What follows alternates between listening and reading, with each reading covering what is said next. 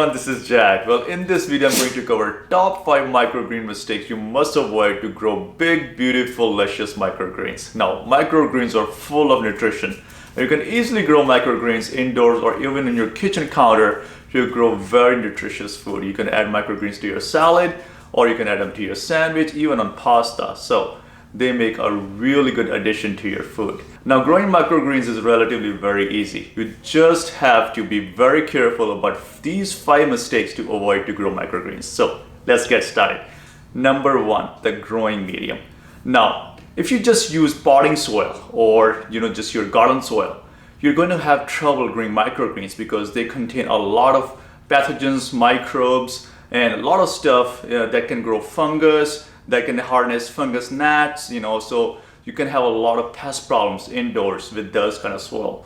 And you can also, because you're going to be eating microgreens raw just by cutting them with scissor, and they're going to be in contact with soil. So in order to grow microgreens, you need a sterile kind of a growing medium. Now, in my gardening, I always emphasize living soil because I'm always adding organic matter to the soil. I'm adding compost, worm casting, all of this stuff to the soil to make the soil living for microbes to grow and then feed all this nutrition to the plants. Now, in the case of microgreens, it's not necessarily true because microgreens just derive all of their energy from the seed. So they don't need any fertilizer, they don't need any microorganism, they don't need anything. All they need is some sort of a moisture and light, and that's about it. So growing microgreens does not require compost or fertilizers. All I do is just use coconut coir. Now, let me show you the coconut coir that I use to grow microgreens. So what I have here is just coconut coir. They come in bricks. Just make sure this coconut coir does not contain any salt because a lot of coconuts grow around seashore, so they are often dipped into salt water. So they can absorb salt if they're processed that way. But if they're processed in fresh water, they should not contain any salt at all. So just make sure that is the case, that they do not contain any salt. And I use these mushroom containers to grow my microgreens because you can grow microgreens in 10 by 20 containers. However, sometimes we don't get to eat all of that. So I just use these mushroom containers to grow my microgreens because they're small, they're manageable, they're modular, and they give you like a good amount of 1 serving for 2 people. So they're perfect size for us to grow microgreens. I made a separate video on 5 benefits of using coconut coir and also how to use the bricks to expand coconut coir in plastic totes as well. So check that video out if you're interested. Now, since microgreens grow really close to the growing medium, you have to start with growing medium that is sterile so that no diseases can transfer over to the leaves of the microgreens. Now, for that reason, I use coconut coir, or I also use VegBed that's made with bamboo sheets. Now, VegBed is completely made out of bamboo. It does not contain any harmful additives. So you are using a pure growing medium to grow your microgreens when using VegBed. Let me show you how that works. To start growing my microgreens, such as pea shoot microgreens in this case, I always start with soaking the seeds for 24 hours. I then take a 10 by 20 growing tray and I layer it with 1 or even 2 VegBed sheets. And then I add my microgreen seeds right on top. After adding the seeds, water slightly, cover with another tray, put some weight on it, and put it on a shelf. After 2 to 3 days, remove the weights and the top tray, and you will see that the seeds are starting to germinate.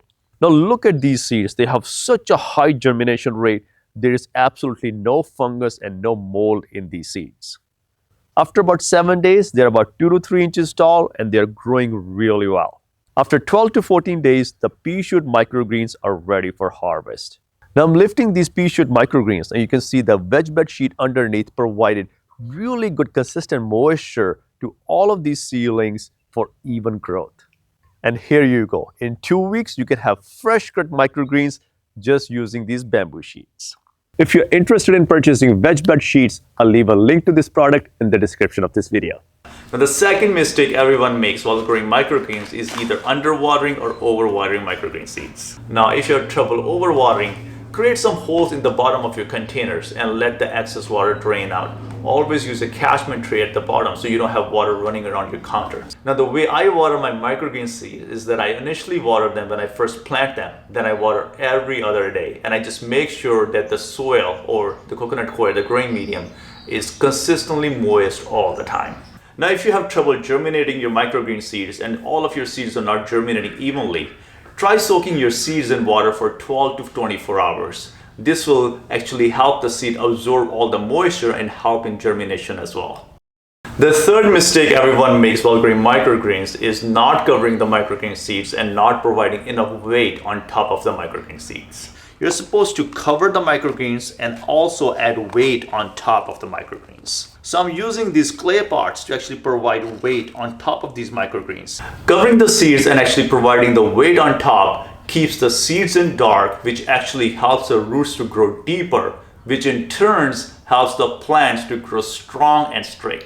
I've also been working on compiling all the information that I've learned over the period of years into printable guides as well. And I have a printable PDF guide on how to grow carrots and also complete guide on how to grow potatoes as well. It's a complete printable PDF guide that you can purchase from my website, daisycreekfarms.com. I also have a complete guide on how to grow seeds and seedlings. This is a 15-page guide including the cover and the summary, which contains detailed information on how to start your seedlings and grow really strong seedlings. If you'd like to check out these guides, I'll leave a link to these guides in the description of this video as well. While you're at it, also check out the gardening theme mugs I have on the website. These mugs make the perfect gift along with these t-shirts as well. I also have gardening theme notebooks you can have to keep a journal of your garden. The fourth mistake everyone makes while growing microgreens is not providing enough light to grow microgreens, which makes the seedlings very leggy or they might not grow at all. So if your window gets enough sunlight, you can put your microgreens right by the window or on a windowsill.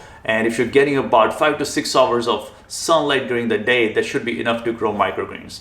Now, if you don't, use a grow light. As I mentioned earlier, microgreens do not need any fertilizer. They only need 3 things to grow. They need the seed, which actually provides all the nutrients to the plant. They need the light, which is where they drive energy and create photosynthesis as well. And they need water to grow. So those are the only 3 things that they need. Coconut coir just serves as a growing media to provide consistent moisture to the seedlings. The fifth mistake to avoid while growing microgreens is not providing enough aeration. Now, your microgreen seeds need constant airflow to actually grow really healthy. If there's not enough airflow, fungus and mold will start growing in your microgreens. Now, the best way to provide aeration for your microgreens is with a fan or a draft. Now, if you don't have a fan or a draft nearby where you're growing microgreens, what you can use is this USB fan. It actually hooks up into your computer USB, or you can use an outlet with a USB port on it and plug it into the wall. And this will provide enough airflow for the microgreens to stay healthy and deter fungus and mold. I really hope you enjoyed all of this information. I hope you can use all of this information to avoid these 5 microgreen growing mistakes. And I hope you grow lots of microgreen and eat healthy. And I'll see you in another video.